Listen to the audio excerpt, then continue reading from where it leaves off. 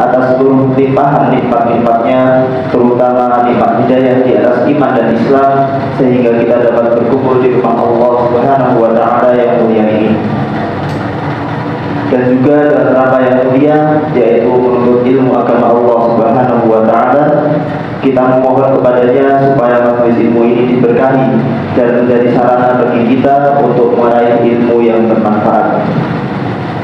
Selanjutnya, salawat serta salam semoga senantiasa tercurah kepada sang teladan kita, Rasulullah Muhammad SAW, dan kepada keluarga, sahabat, dan seluruh umat beliau yang senantiasa istiqomah mengikuti ajaran-ajaran beliau SAW. Selamat pagi teman-teman. Gimana kabarnya? Pagi ini insya Allah kita akan bersama-sama mengikuti kajian Aqidah Talk, yaitu kajian 2 pekan bertema akidah yang sekarang sudah mencapai pertemuan kelima, yakni berjudul ilmiah dalam hal dunia, ilmiah pula dalam hal akhirat.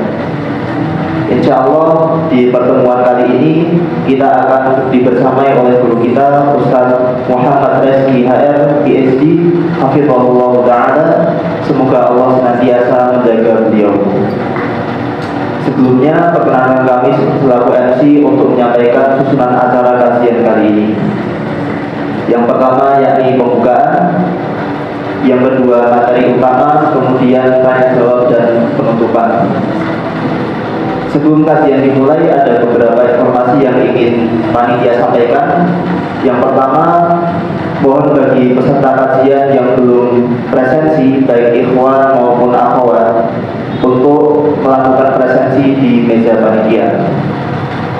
Yang kedua, mari kita niatkan belajar ilmu agama ini untuk mendekatkan diri kepada Allah Subhanahu wa Ta'ala, dan mari bersemangat untuk mencatat faedah yang akan disampaikan oleh Ustaz Hafizahullah. Yang ketiga, di sela-sela kajian insya Allah Ta'ala terdapat kuis spontan untuk peserta kajian dari pemateri. Bagi peserta ikhwan dipersilakan untuk menjawab secara langsung. Adapun bagi peserta akhwat dipersilakan untuk menjawab melalui pesan WA di nomor berikut ini: 0859 4345 1889. Kami ulangi, 0859 4345 1889. 2 peserta pertama yang menjawab dengan benar insya Allah akan mendapat hadiah di akhir acara. Kemudian di akhir sesi akan diadakan sesi tanya jawab. Bagi peserta ikhwan dipersilakan untuk bertanya secara langsung. Kemudian untuk peserta akhwat bisa bertanya melalui nomor yang telah disebutkan. Mari kita lanjut ke acara berikutnya, yakni penyampaian materi dari Ustaz Muhammad Reski HR Hafizahullah Ta'ala. Kepada beliau waktu dan tempat kami persilakan.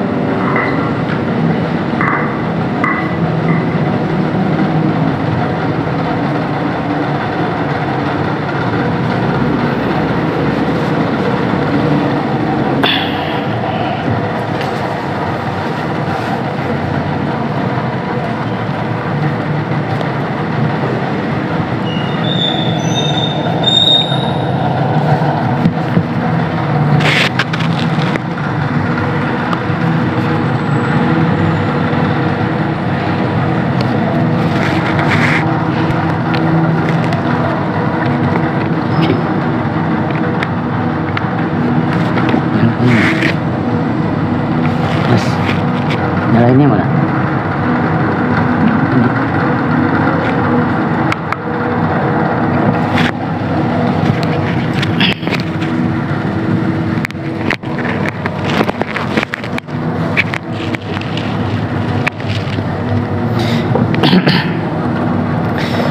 Bismillahirrahmanirrahim.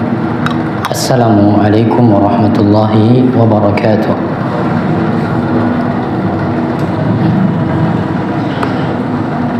Alhamdulillah, alhamdulillahi ala ihsanih, والشكر له على توفيقه وامتنانه وأشهد أن لا إله إلا الله وحده لا شريك له تعظيما لشأنه وأشهد أن محمدا عبده ورسوله الداعي إلى رضوانه اللهم صل عليه وعلى آله وصحبه وإخوانه. Ikhwan dan akhwat dan para pemirsa, adik-adikku yang semoga senantiasa dijaga dan diberkahi oleh Allah Subhanahu wa taala. Alhamdulillah, senang sekali bisa berjumpa dengan adik-adik sekalian pada kesempatan pagi hari yang berbahagia ini. Mungkin tidak terlalu terbiasa teman-teman mengadakan event di sini di Masjid Al-Hasanah. Namun saya dapat info dari panitia sepertinya masjid-masjid di Pugung full, ada acara semua. Ya alhamdulillah, ini salah satu nikmat dari Allah. Masjid-masjid di Pugung selalu full kegiatan seperti ya. Makanya juga hari Sabtu kita kesulitan untuk mencari masjid di Pugung, makanya kita putuskan untuk adakan di sini. Mudah-mudahan apa yang kita bahas pada kesempatan pagi hari ini bisa bermanfaat bagi kita semua. Baik, langsung saja, tidak memperpanjang waktu. Namun satu yang terlewat, saya mohon maaf tadi sedikit terlambat. Ada error tadi di rumah saya. Jam dinding saya rupanya error di rumah. Terlambat 10 menit jamnya. Saya merasa masih aman tadi, santai-santai. Saya lihat jam tangan ternyata berbeda. Sehingga saya sedikit terlambat, mohon maaf, sekitar 10 menit tadi. Dan langsung saja kita akan bahas pada pagi hari ini sebagaimana sudah diumumkan dan dipublikasikan. Ilmiah dalam hal dunia, ilmiah pula dalam hal akhirat. Baik, untuk memulai pembicaraan tentang hal tersebut, saya ingin berbagi cerita pengalaman pribadi terlebih dahulu tentang sebab, kalau anak-anak sekarang istilahnya kan hijrah, tentang sebab kenapa dulu saya hijrah, memutuskan untuk belajar agama, perhatian terhadap Islam, apa sebabnya. Sudah saya sering sampaikan di mana-mana, mungkin sebagian antum sudah pernah mendengarnya. Namun karena ini relevan dengan pembahasan kita pada pagi hari ini, saya sampaikan kembali. Salah satu sebab utamanya, ya, banyak episodenya sebenarnya, cuma salah satu momentum terbesarnya adalah ketika saya mendengar sebuah hadis di mana Nabi kita Muhammad SAW bersabda, Innallaha yubghidu kulla alimin bid dunya jahilin bil akhirah. Kata Nabi kita Muhammad SAW, sesungguhnya Allah Subhanahu wa taala itu membenci semua atau setiap orang yang dia itu dalam perkara dunia dia berilmu, dia ahli. Dalam perkara dunia dia ahli, namun dia bodoh kalau terkait perkara akhirat. Allah benci dengan orang-orang seperti ini. Maka Anda bisa bayangkan, kalau Allah sudah benci terhadap sesuatu, apalagi yang bisa diharapkan. Kalau Allah benci terhadap manusia, kemana manusia tersebut untuk mencari jalan keluar? Berhadapan dengan kebencian dari Allah Subhanahu wa taala, yubghidu al-bughd. Kemana dia harus mencari jalan keluar? Tidak ada. Maka ini perkara yang sangat-sangat penting untuk kita perhatikan. Dan apa yang membuat saya ketika itu memutuskan untuk berhijrah, untuk belajar agama? Karena saya pribadi merasa, yaitu ketika momentumnya ketika saya kuliah sudah di UGM. Saya merasa alhamdulillah untuk pendidikan ilmu dunia, sama seperti teman-teman di sini. Di sini mayoritasnya ada yang teladan, SMA teladan. Ada yang SMA ada. SMA berapa? SMA 7 Jogja. Ada yang SMA 3? Yang alumni SMA 3 ada? Saya dari mana? Teladan. Ya. Saya pribadi ketika itu, alhamdulillah Allah pilihkan saya sejak SD, ya SMP lah ya. Sejak SD sudah ya SD favorit lokal lah. SMP saya di Pekanbaru ketika itu, ya salah satu sekolah apa dulu istilahnya, istilahnya kan berganti-ganti terus. Sekolah nasional berstandar internasional ya, seperti itu ya. Nah, jadi ini SMP saya ketika itu salah satu SMP top lah di Indonesia, bersaing secara nilai bahkan berstandar internasional. Ini SMP. Begitu juga dengan SMA. SMA salah satu universitas, salah satu kampus, salah satu sekolah top di kota saya di Pekanbaru yang secara nasional juga bersaing sekolah saya. Kalau kita bandingkan nilai UN atau standar-standar yang lainnya sama, ini sekolah nasional bertaraf internasional SNBI. Alhamdulillah belum lulus SMA sudah keterima di UGM. Waktu itu kan ada jalur PBS dulu saya namanya, sekarang masih ada nggak ya? Penelusuran bakat skolastik. Jadi ini jalur paling pertama masuk UGM. Jadi saya belum UN, belum terima ijazah sudah dinyatakan diterima di UGM. Ya, jalur skolastik waktu itu. Tesnya cuma tes psikologi, tes psikotes waktu itu. Nah, sehingga saya lulus di UGM. Nggak tahu ya, bukan maksud untuk menyombongkan diri. UGM adalah ya karena ini ma'ruf salah satu universitas top di Indonesia, minimal top 3 lah.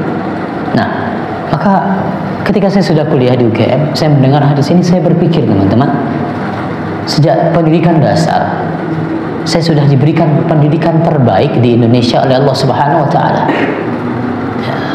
Mungkin ada yang masih di atas saya dari segi kualitas, cuma maksudnya ini sudahlah, istilahnya tuh menengah ke atas dari sisi kualitas pendidikan ilmu dunia. Kita mau cari yang lebih bagus dari UGM di Indonesia mana lagi? Ya, cuma beberapa seperti itu pun relatif penilaian bagus atau tidaknya. SMA juga, saya mikir kalau nyari SMA yang lebih bagus dari SMA saya, bahkan di kota saya tidak ada lagi. SMA saya yang paling bagus ketika itu. Maka sekali lagi saya berkesimpulan, oke, dalam hal keilmuan dunia saya sudah yang terbaik Allah pilihkan. Bagaimana dengan ilmu akhirat saya yang disebutkan oleh Nabi, Allah benci orang yang mahir dalam ilmu dunia namun dia bodoh dalam ilmu akhirat. Maka ini hadis yang menjadi lecutan bagi saya. Saya bertanya pada diri saya, bagaimana pengetahuan agama saya, pengetahuan akhirat saya? Sehingga saya putuskan ketika itu untuk belajar agama di awal-awal berkuliah di Jogja di UGM. Nah, maka teman-teman sekalian, kenapa saya sampaikan kisah tersebut pada pembukaan acara kita pada pagi hari ini? Ya, kita memang sekarang ini ikhwan dan akhwat dituntut, memang sistem kehidupan kita di zaman sekarang, struktur apalah istilahnya sosial kita menuntut kita itu memang harus untuk mahir dalam perkara dunia. Kita senantiasa dituntut seperti itu, harus jago dalam perkara dunia. Bahkan sekarang itu trennya teman-teman, saya kasih tahu ya, terkhusus yang masih semester awal atau masih SMA, sekarang itu tidak zaman lagi seperti dulu. Dulu alma mater itu punya banyak pengaruh ketika seorang itu mencari kerja. Oh, lulusan UGM, oh lulusan ITB. Sekarang tidak lagi zaman yang seperti itu. Orang tidak peduli Anda alma mater mana, yang orang tanyakan adalah kamu bisa apa, skillmu apa, pengetahuan apa, kemampuanmu apa. Tidak peduli dia gelarnya apa, bahkan tidak peduli dia alma mater mana. Kalau kamu bisa punya skill seperti itu, punya pengetahuan seperti itu, oke, diterima. Maka memang zaman menuntut kita seperti itu sekarang. Sehingga jelas untuk perkara dunia kita memang senantiasa dituntut untuk mahir.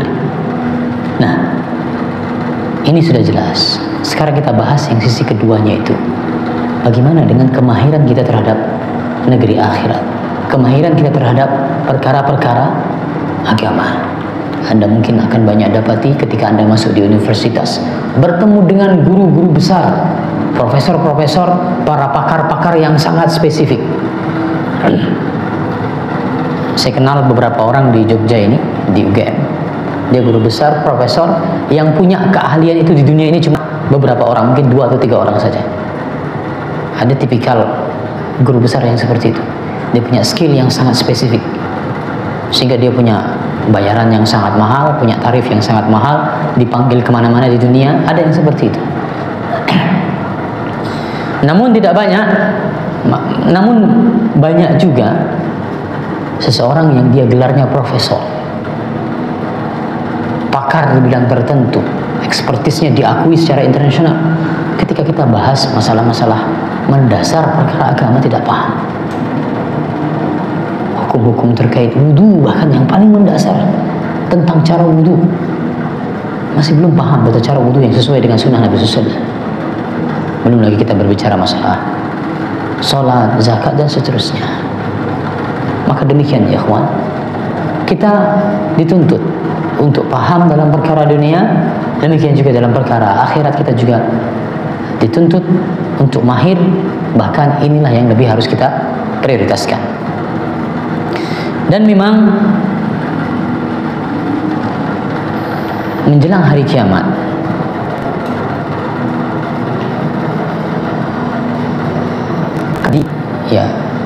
pergeseran di mana akan banyak keracuan dan kekacauan dalam menyandarkan ilmu.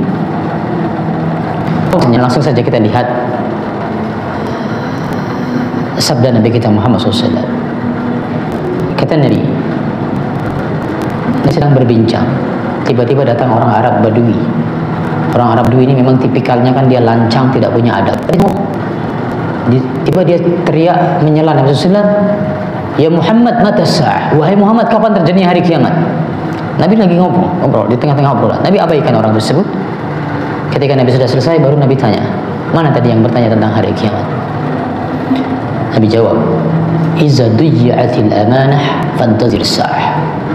Kata Nabi, kalau amanah sudah disia-siakan, diabaikan, maka tunggulah terjadinya hari kiamat. Para sahabat bertanya, seperti apa bentuk menyia-nyiakan amanah itu? Lalu dijawab oleh Nabi, kalau urusan itu sudah diserahkan kepada yang bukan ahlinya, maka tunggulah hari kiamat. Yang menjadi pelajaran ini, kalau urusan itu diserahkan kepada orang yang bukan ahlinya, maka tunggulah terjadinya hari kiamat. Sehingga menjelang hari kiamat, teman-teman sekalian, akan semakin banyak fenomena, dan Anda tidak usah kaget, di mana orang berbicara tentang ini tentang sesuatu yang bukan keahlian dia. Karena masing-masing kita di zaman ini kita punya mimbar digital untuk berkhutbah. Setiap kita sekarang mempunyai media untuk bersuara, berbicara, berbeda dengan zaman dulu. Orang zaman dulu kalau dia ingin menyuarakan pemikiran dia harus mimbar betul. Dia berbicara sendiri, tidak mendengar dia nanti. Adapun sekarang di zaman konektivitas semakin tinggi, sosial media semakin banyak, masing-masing kita punya mimbar, dan kita akan semakin sering melihat orang-orang yang dia berbicara tidak pada ranah ilmunya.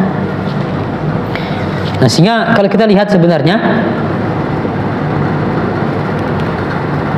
apa yang membuat seseorang itu, atau sebelumnya ya, Nabi katakan kalau urusan itu diserahkan kepada yang bukan ahlinya, maka tunggulah terjadinya hari kiamat. Ini umum, termasuk dalam perkara dunia, termasuk juga dalam perkara agama. Menjelang hari kiamat semakin banyak orang berbicara tentang perkara dunia, dia bukan ahlinya, sok-sok berfatwa. Dia bukan ustaz, dia bukan ulama, bukan mufti, berani berfatwa terkait agama. Fenomena semacam ini semakin banyak menjelang hari kiamat. Maka ada tiga, kalau saya amati ya, ada tiga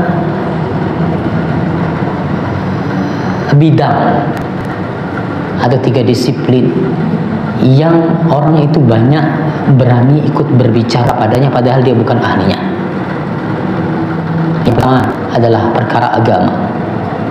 Banyak orang yang dia tidak ahli dalam bab tersebut, tapi dia berani berbicara terkait agama. Yang kedua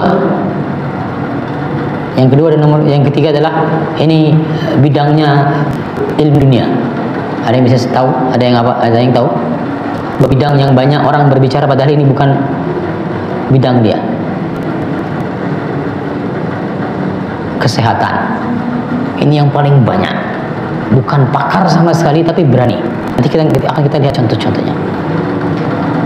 Yang ketiga adalah secara umum masalah perpolitikan. Bukan ahlinya sama sekali, tapi dia berani berfatwa. Ya. Jadi seperti ini. Ada tiga bidang tadi yang saya sebutkan. Coba teman-teman pikirkan. apa kesamaan tiga hal ini? Politik, agama, dan kesehatan. Apa kesamaannya? Yang ini sebenarnya kata kunci. Kenapa orang itu berani berbicara tentang tiga tema ini padahal dia bukan ahlinya? Apa kesamaannya? Kenapa orang berani berbicara terkait tiga hal tersebut? Politik, agama, kesehatan. Apa kesamaannya? Kesamaannya adalah karena semua orang bersentuhan dengan tiga hal tersebut. Semua orang mengalami hal tersebut, ya kan? Ribut-ribut tentang surat Asy-Syu'ara. Semua orang merasa relate dengan hal tersebut karena dia pegang Al-Quran, dia tahu surat Asy-Syu'ara seperti apa. Makanya dia ingin berpendapat. Dia merasa ini relate dengan dia. Saya mengalami ini setiap hari, saya baca Al-Quran setiap hari. Yang kedua, masalah kesehatan. Kita semua berhubungan dengan kesehatan, kita ingin menjaga kesehatan, kita punya pola hidup, pola makan tertentu yang kita anggap ini yang terbaik, bisa membantu saya menjaga kesehatan saya. Politik, kita juga semua merasa relate. Politik erat kaitannya nanti dengan pemerintahan. Kita merasa sebagai objek, misalnya saya bayar pajak kok, saya taat aturan dan seterusnya, maka kita semua merasa relate dengan tiga hal ini, makanya kita kemudian berani berbicara. Contoh dalam masalah kesehatan terlebih dahulu. Di zaman dulu ya, ini yang sangat kentara sekali. Zamannya Covid dulu. Betapa banyak orang-orang yang berani berbicara tentang masalah Covid. Kalau saya prinsipnya seperti ini, tidak usah terlalu khawatir. Yang penting happy ya. Makanya banyak sekali waktu itu kan tafsiran-tafsiran meningkatkan imun kan banyak sekali ya. Makan enak, healing segala macam. Jelas tidak boleh datang ke tempat-tempat wisata, tempat-tempat umum katanya. Dia ngeyel datang karena diantara alasannya katanya untuk meningkatkan imun. Kalau saya happy kan imun saya naik, seperti itu ya. Nah, belum lagi orang menawarkan obat-obat alternatif, terapi-terapi alternatif. Dokter hewan ketika itu berani menciptakan obat dan terapi tertentu untuk penyakit COVID. Ini contohnya, ya. Berani orang berbicara terkait kesehatan karena ini relate dengan masing-masing kita. Sehingga di sana banyak kezaliman yang terjadi terkait hal ini di bidang kesehatan. Masuk juga dalam bab politik. Pemilu yang lalu, Pilpres, Pilkada, Pileg, kita menyaksikan banyak orang berbicara tentang politik.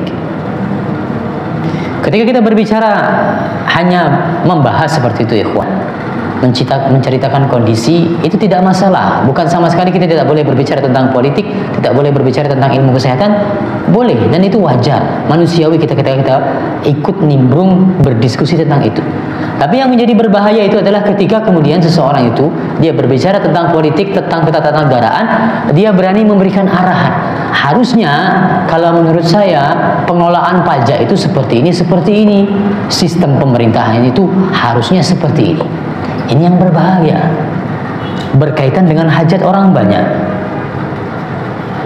Kalau dalam perkara politik, sama juga dengan perkara kesehatan. Kalau Anda punya pendapat tertentu, bagi saya pola hidup sehat itu seperti ini, pola makan sehat itu seperti ini, ya meskipun Anda tidak punya landasan ilmunya terkait hal tersebut, kalau Anda menerapkan itu untuk diri Anda sendiri, ini masih mending.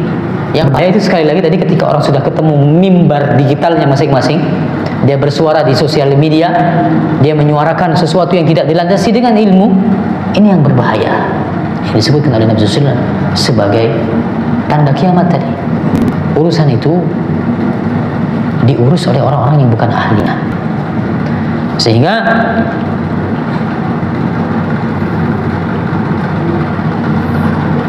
demikian kita dalam perkara dunia, demikian juga dalam perkara akhirat. Apa-apa itu harus dilakukan secara ilmiah. Apa itu ilmiah? Silakan yang punya kamus, kita buka Kamus Besar Bahasa Indonesia. Secara bahasa, ilmiah adalah secara ilmu pengetahuan memenuhi syarat kaidah ilmu pengetahuan.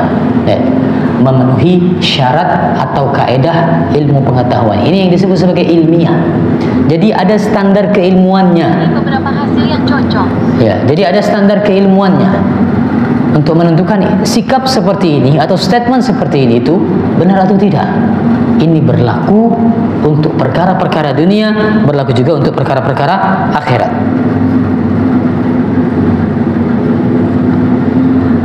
Dan perlu Anda ketahui ya,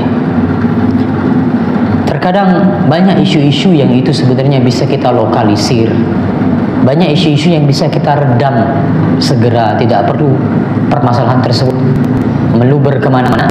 Apa sebabnya? Sebab utamanya adalah karena banyaknya orang-orang yang tidak punya tentang ilmu terkait hal tersebut ikut berbicara. Di antara problem utama penanganan COVID itu adalah karena banyaknya orang-orang yang tidak paham kasusnya itu, menentang kebijakan orang-orang yang paham. Orang paham itu dilawan oleh orang-orang yang tidak paham, yang tidak punya ilmu. Makanya kasus COVID itu cukup lama menanganinya waktu itu. Ya. Demikian juga dalam hal ketatanegaraan dan seterusnya, termasuk juga dalam perkara agama dalam hal ini. Saya bacakan perkataannya Imam Al-Ghazali kalau saya tidak salah. Ya, Imam Al-Ghazali berkata, "Li'ajli juhal kasral khilaf bainan nas."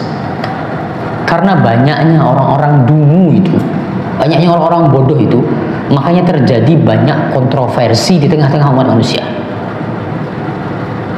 Walau sakata man la yadri laqalla al-khilaf bainal khalqi. Kata Imam Al-Ghazali, seandainya orang-orang bodoh itu mau diam, tidak ikut bersuara, dia tahu kapasitas diri dia, tidak mau ikut bersuara, kata Imam Al-Ghazali, niscaya perselisihan itu akan sedikit. Tidak akan banyak perdebatan, tidak akan banyak pertengkaran di antara manusia. Maka ini ikhwan, ya, termasuk dalam tadi perkara-perkara agama.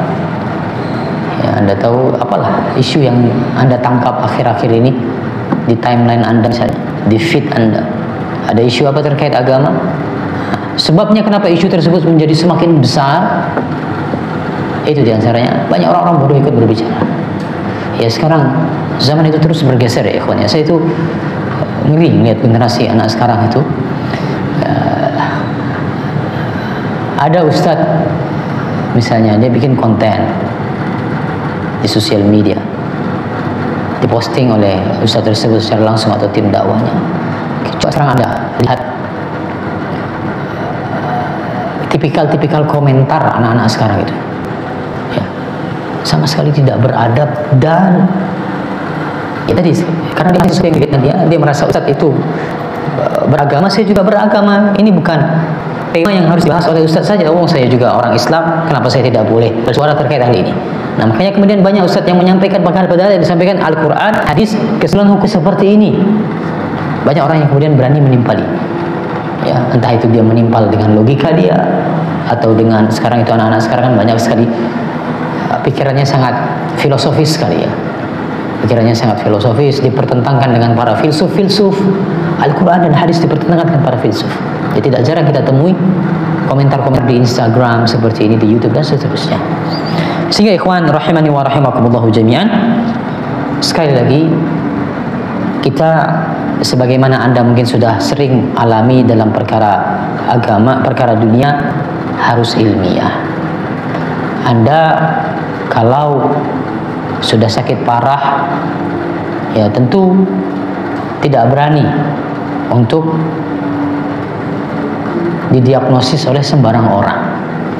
Ya, lebih-lebih Anda nanti misalnya, ya orang-orang berharga di sekitar Anda, orang tua sakit, misalnya ibu sakit, nanti kalau punya anak sakit, orang-orang yang paling kita cintai, kalau kasusnya bukan diri kita sendiri, tidak sembarangan kita ingin mengobatinya.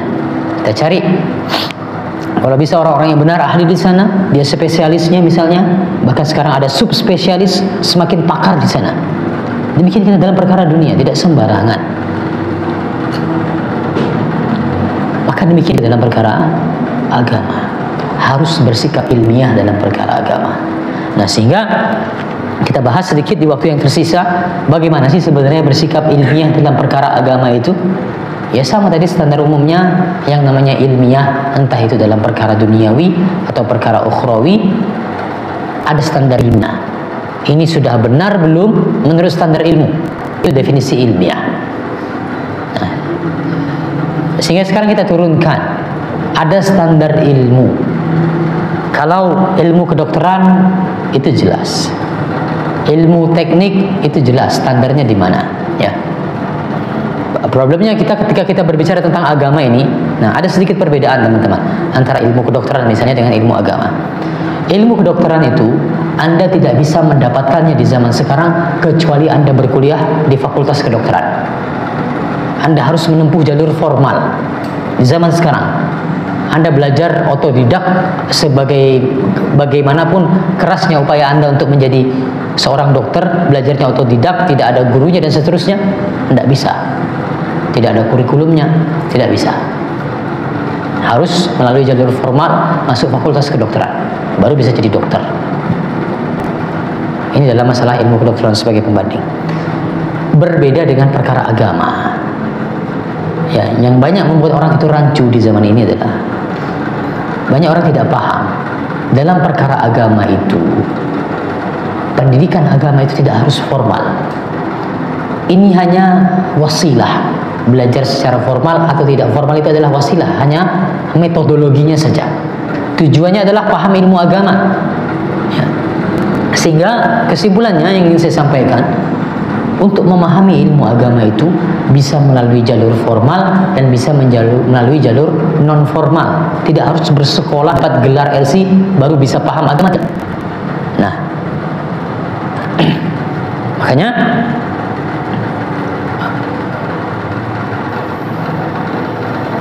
ketika ya mungkin saja orang itu dia gelarnya ST, MN misalnya, tapi dia memiliki pemahaman tentang memiliki pemahaman tentang agama sangat memungkinkan. Karena yang namanya belajar agama tidak harus melalui jalur formal. Jalur formalnya dia belajar ilmu teknik misalnya. Nah, sehingga apa poin yang ingin saya sampaikan dari hal tersebut? Ya, supaya tidak ada kerancuan, supaya Anda tidak rancu dalam masalah tersebut. Kalau dalam masalah metodologi belajar agama ini lapang. Anda baca buku, duduk di depan syekh, Anda masuk madrasah, Anda ikut TPA misalnya, Anda ikut pesantren kilat, datang dari majelis satu ke majelis yang lainnya. Ini hanya masalah metode kalau dalam ilmu agama. Metodenya bebas, tapi yang harus diperhatikan itu adalah esensi dari ilmu itu apa. Sehingga ini yang kita jadikan sebagai standar ilmiah dalam ilmu agama itu adalah esensi dari ilmunya, kandungan ilmunya, bukan cara mendapatkannya. Bisa dibedakan. Jadi maksud saya seperti ini. Anda kalau dalam perkara dunia, Anda bisa mempermasalahkan orang itu gelarnya apa, gelarnya itu apa, latar belakang pendidikannya apa. Lebih-lebih kalau dalam ilmu kedokteran Anda mau belajar, Anda sakit paru-paru misalnya, diobati oleh seorang dokter, wajar Anda kalau mempertanyakan, loh ini dokternya kok SP-nya SPS, spesialis saraf, mengobati paru-paru saya, seperti wajar Anda bertanya seperti itu. Tapi kalau dalam perkara agama ini lebih lapang, dalam artian ya tadi saya sebutkan, Anda tidak usah kaget ada ustadz, ulama, dia punya gelar yang tidak berhubungan dengan agama. Karena gelar itu berbicara tentang jalur formal, agama itu bisa didapat dengan jalur non formal. Ya, makanya banyak ulama. Ya, kita tidak berbicara ustadz-ustadz lokal. Ustadz-ustadz di lokal ini kan istilahnya hanya dai saja, bukan ulama, bukan mufti, bukan imam. Ya hanya penyampai materi saja, hanya dai saja. Kalau kita berbicara ulama-ulama besar dari zaman ke zaman itu banyak sekali yang mereka itu ya punya pendidikan formal seperti ini, tapi dia jadi ulama secara non formal tentang agama. Banyak sekali di antaranya Syekh Muhammad Shalih Al-Munajjid. Ya bahkan ada ulama zaman kita itu dulu profesi dia pemain bola. Ya sekolahnya sekolah bola, jadi pemain bola profesional. Lalu ya resign jadi ulama. Ada juga yang misalnya Syekh ini, tapi beliau qari ya, imamnya Masjidil Haram. Syekh siapa namanya? Yang beliau dulu tentara, Yasir Ad-Dawsari ya. Nah, beliau dulu tentara. Karena memang belajar qiraah Al-Quran itu bisa lewat jalur non formal. Sedemikian. Nah, sehingga sekali lagi ketika kita berbicara tentang ilmiahnya dalam perkara agama, yang kita lihat adalah esensi dari ilmu agama itu seperti apa. Maka untuk menjawabnya, kita lihat definisi yang diberikan oleh Ibnu Qayyim Al-Jauziyah. Kata Ibnu Qayyim Al-Jauziyah, yang namanya ilmu agama itu ada 3. Qala Allah, qala Rasul, qala sahabah. Ini ilmu agama, kata Ibnu Qayyim. Apa itu ilmu agama? Yang pertama adalah firman Allah. Yang kedua adalah sabda Rasulullah. Yang ketiga adalah perkataan para sahabat. Allah berfirman demikian, Rasulullah bersabda demikian, para sahabat berkata demikian. Ini ilmu, kata Ibnu Qayyim. Sehingga ketika kita berbicara perkara agama harus ilmiah, ini dia benchmarknya. Apa firman Allah terkait hal tersebut? Apa sabda Rasulullah tersebut? Apa perkataan para sahabat terkait hal tersebut? Sehingga kalau mau kita rincikan lagi,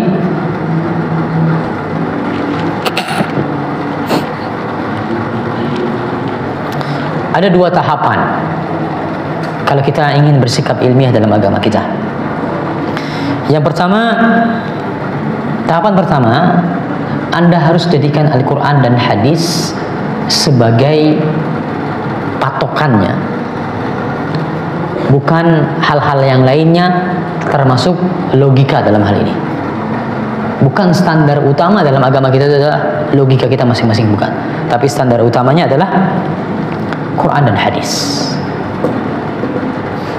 Meskipun terkadang bertentangan dengan logika kita, tapi ketika Anda sudah bisa mencocokkan sikap Anda dalam beragama dengan Al-Quran dan hadis, maka Anda sudah satu langkah bersikap ilmiah dalam agama. Ketika Anda sudah mencocoki Al-Quran dan hadis, Anda sudah satu langkah bersikap ilmiah dalam perkara agama. Bukan standar itu logik, teman-teman. Ya, bukan standar itu adalah pertanyaan-pertanyaan filosofis Anda itu. Ya, karena sekali lagi semakin kesini saya merasa anak-anak muda ini semakin filosofis ya. Apa istilahnya, stoik apa namanya? Stoikism apa? Ya, ya. Tidak harus seperti itu, teman-teman sekalian. Sehingga banyak sekali contohnya dalam perkara agama kita. Kalau kita cuma pakai logik kita, tidak masuk di logik kita. Misal, atau kesimpulannya saja kata, makanya kata Ali bin Abi Thalib,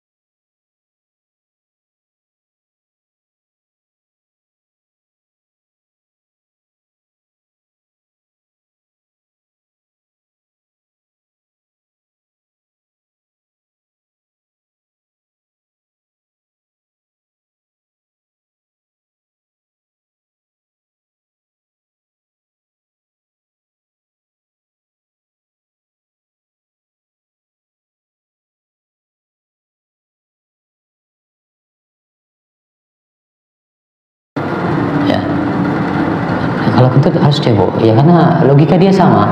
Dia bilang, ya kentut itu kan mohon maaf seperti buang air besar, mengeluarkan partikel-partikel tertentu. Logika dia seperti itu. Maka bagaimana cara menjawabnya? Ya itu logika kamu. Ini langkah pertama Anda bersikap ilmiah. Standar yang kedua sekarang,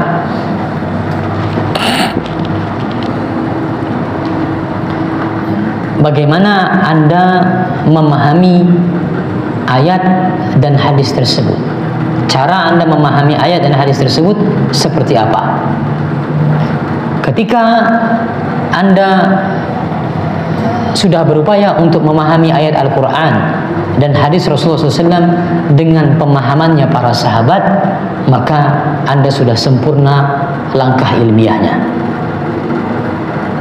Karena sekali lagi teman-teman, orang yang dia membawakan Al-Quran, dia membawakan hadis, belum tentu benar pemahamannya, belum tentu dia ini benar dalam koridor ilmiah, belum tentu.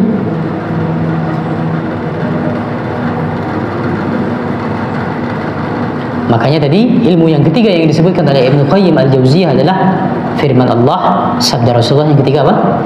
Perkataan sahabat. Apa maksudnya perkataan para sahabat? Bagaimana sahabat memahami ayat ini? Bagaimana sahabat memahami hadis ini? Itu yang kita cari.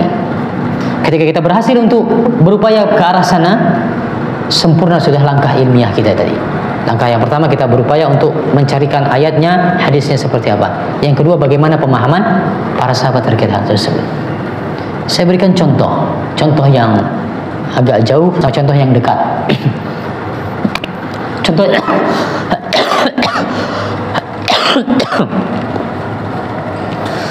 yang agak jauh terlebih dahulu ya. Anda dulu sempat mendengar seorang nabi yang berasal dari India. Siapa nama nabinya? Tahu? Mirza Ghulam Ahmad. Ini nabi dari India. Dia mengaku nabi, asalnya dia dari India. Pengikutnya disebut dengan Ahmadiyah. Di Inggris banyak sekali Ahmadiyah ini. Antum kalau ke Inggris, lihat masjid besar, mewah, yang patut pertama kali Anda curigai ini jangan-jangan masjidnya Ahmadiyah. Karena Ahmadiyah didukung oleh pemerintah Inggris. Karena memang bentukan mereka. Nah, yang menjadi pembahasan kita adalah, perlu Anda ketahui, apakah orang-orang Ahmadiyah ini termasuk Mirza Ghulam Ahmad adalah orang-orang yang menolak Al-Quran? Jawabannya tidak. Mereka menerima Al-Quran. Lalu bagaimana mereka memahami ayat dalam Al-Quran di mana Allah Subhanahu wa taala menyebutkan Rasulullah SAW itu sebagai khatamun nabiyyin, sebagai khatam para nabi, penutup para nabi. Mereka menerima Al-Quran. Lalu bagaimana mereka memahami ayat ini? Kata mereka, khatam di sana maknanya bukan penutup. Khatam di sana maksudnya adalah cincin. Nah, karena perlu diketahui dalam bahasa Arab, makna khatam itu bisa dua. Bisa cincin, bisa segel. Segel sesuatu, penutup sesuatu. Maka Nabi Muhammad disebut sebagai khatamun nabiyyin, sebagai penyegelnya para nabi. Tidak ada lagi nabi setelah beliau. Orang Ahmadiyah memahami khatam di sana itu bukan maknanya penutup. Kata mereka, itu adalah cincin. Muhammad itu adalah cincinnya para nabi dalam artian perhiasannya para nabi. Sehingga kata mereka, nabi itu belum tertutup, masih mungkin ada nabi yang berikutnya. Itu adalah salah satunya kata mereka Mirza Ghulam Ahmad. Bagaimana caranya Anda membantah pendapat ini kalau Anda debat dengan orang Ahmadiyah? Dia punya logika seperti itu. Secara logik ya masuk sih sebenarnya. Tapi bagaimana cara kita membantahnya? Tadi kaidah yang kedua. Apakah ada sahabat Nabi yang menafsirkan khatam di sana sebagai cincin? Al-Quran turun kepada mereka, ayat tersebut turun kepada mereka. Apakah ada sahabat Nabi yang menafsirkan makna khatam itu sebagai cincin? Jawabannya tidak ada satu. Silahkan Anda bertahun-tahun mencari riwayatnya, tidak akan ketemu. Itu contoh yang jauh. Contoh yang dekat, yang viral akhir-akhir ini. Ketika salah seorang da'i, salah seorang ustadz menafsirkan surat Asy-Syu'ara sebagai surat para pemusik. Ini jauh sekali. Secara bahasa jauh dan secara tadi, kalau kita pakai standar ilmiah pemahaman para sahabat seperti apa, tidak akan ada satupun riwayat yang menyebutkan para sahabat menafsirkan asy-syu'ara itu sebagai para pemusik. Tidak akan ada satupun. Asy-syu'ara itu jelas maknanya adalah para penyair. Tidak bisa digiring kepada para musik itu.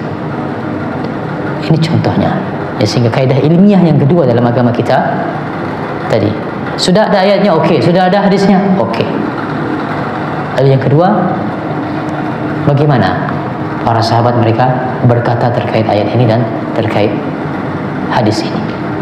Karena kalau kita lepaskan masing-masing orang bebas untuk memahami, ya tidak ada batasnya nanti dalam agama kita. Begitu mudahnya muncul kesesatan dan penyimpangan dalam agama kita kalau demikian.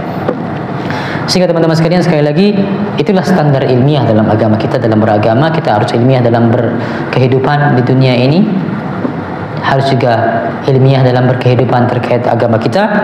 Dan sebagai penutup, poin yang terakhir yang ingin saya sampaikan, yang namanya ilmiah itu dimulai sejak awal.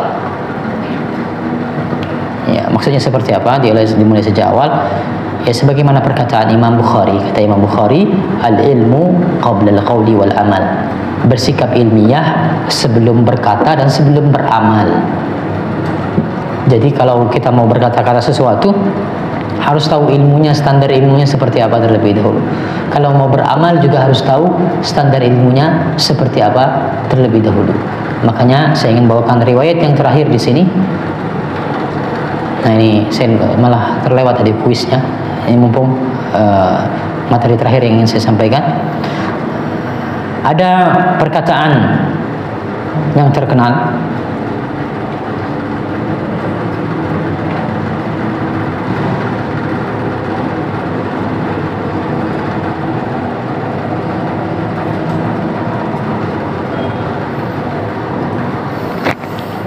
dari salah seorang ulama dari masa silam.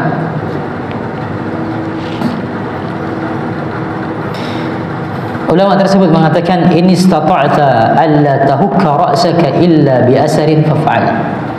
Kalau kamu mampu untuk tidak menggaruk kepalamu kecuali kalau ada ilmunya, kecuali ada dalilnya, maka lakukanlah. Apa maksudnya? Jadi maksudnya seperti ini. Perkara menggaruk kepala pun, kalau Anda bisa carikan ilmunya seperti apa sih, sebenarnya boleh nggak sih saya itu menggaruk kepala? Ini cuma permisalan ya.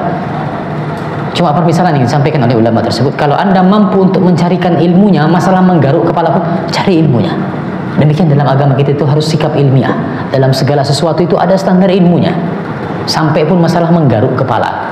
Ya, meskipun ya tidak ada dalil khusus, tidak ada ilmu khusus terkait menggaruk kepala. Tapi ini cuma permisalan. Dalam perkara seperti itu pun kalau ada ilmunya, cari ilmunya. Untuk menunjukkan bagaimana kita itu harus bersikap ilmiah. Nah, pertanyaannya, ada yang bisa menjawab, menebak siapa ulama yang mengatakan perkataan tadi? Angkat tangan ya ikhwan kalau tahu.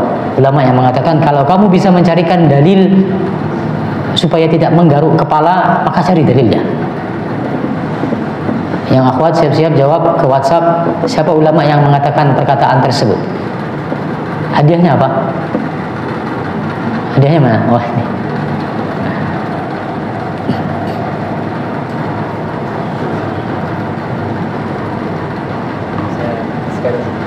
Biar saya tunjukkan, biar bisa lihat. Masya Allah, ada buku saku dan buku besar ini. Inspirasi harapan nasihat berharga. Baik, ada 2 buku untuk ikhwan dan untuk akhwat juga ada, nanti diserahkan oleh panitia. Ada yang menjawab terlebih dahulu? Siapa? Ya, saya keep dulu jawabannya sebelum kita tunggu yang akhwat. Ada yang akhwat menjawab? Belum ada? Baik, kalau belum ada kita jawab yang ikhwan dulu. Ya benar, ini perkataannya Sufyan As-Suri. Ya, satu di belakang tadi. Oh, siapa namanya? Raihan. Ya, Raihan satu. Baik. Sekaligus saya tanya aja ya, untuk kuis seperti itu ya. Baik, siap-siap ikhwan dan akhwat lagi. Pertanyaannya sama.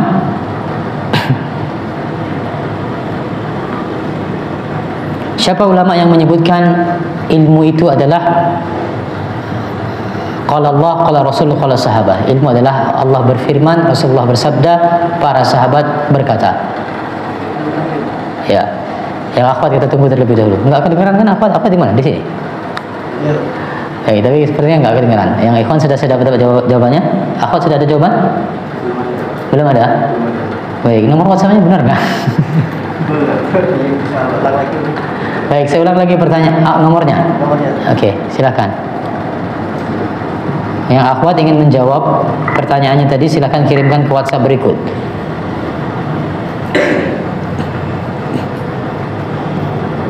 Akhwat, untuk peserta akhwat bisa menjawab ke nomor berikut 0859 4345 1889. Kami ulangi 0859 4345 1889. Jazakumullah khairan. Baik, pertanyaan sekali lagi, siapa ulama yang mengatakan ilmu Islam itu adalah Allah berfirman, Rasulullah bersabda, dan para sahabat berkata? Siapa nama ulamanya?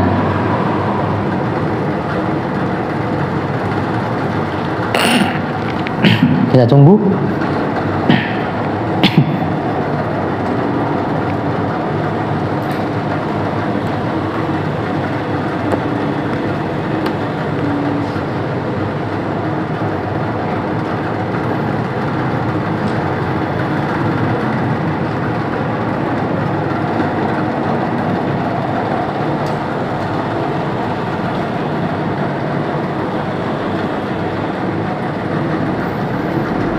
Tidak ada.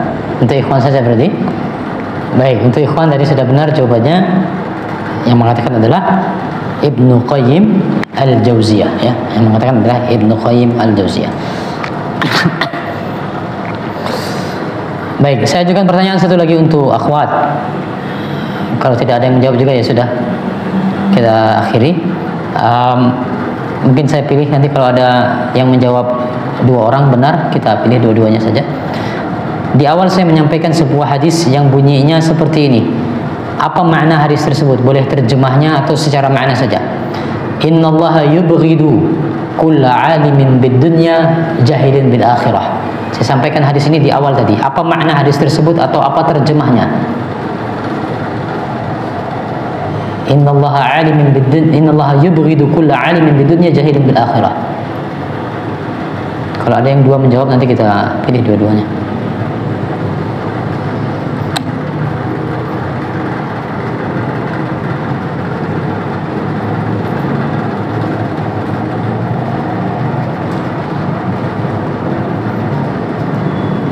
Ada yang pertama? Jawabannya, sesungguhnya Allah membenci setiap orang yang dalam perkara dunia ia ahli, namun bodoh terkait perkara akhirat. Baik, kita sudah dapat satu penjawab yang benar. Ada lagi yang lain? Mungkin masih typing.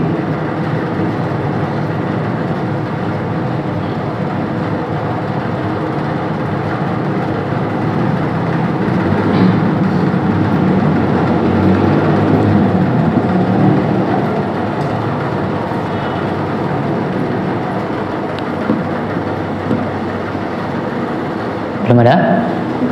Satu saja berarti ya. Baik, terjemahnya sudah benar yang disampaikan oleh penjawab dari akhwat. Sesungguhnya Allah membenci setiap orang yang dia paham atau mahir atau berilmu tentang dunia, namun dia bodoh tentang akhirat. Demikian yang bisa saya sampaikan untuk materi dan kuisnya. Waktu yang tersisa sekitar 15 menit mungkin bisa kita gunakan untuk Q&A, untuk tanya jawab bagi ikhwan ataupun akhwat yang ingin bertanya. Silahkan. Untuk ikhwan gimana? Langsung saja raise hand. Ya, untuk ikhwan yang mau bertanya secara langsung dipersilahkan. Untuk akhwat silahkan tadi kirimkan ke WhatsApp ya. Baik. Saya mohon maaf kepada panitia, untuk tanya jawab bisa kita pause saja streamingnya, kita hentikan.